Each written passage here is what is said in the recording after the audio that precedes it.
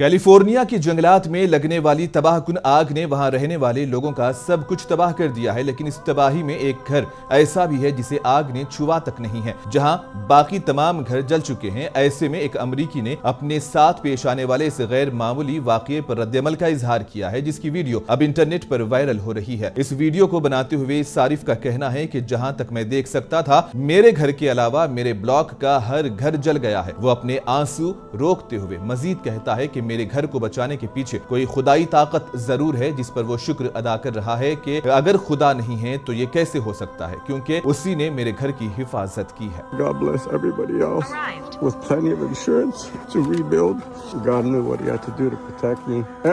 How is this? How could this even be true? The neighbors are gone. I don't understand how this happens. This is God. Not because I feel I deserve it either. I just don't know. But God protected me. My neighbor's house is gone 100%.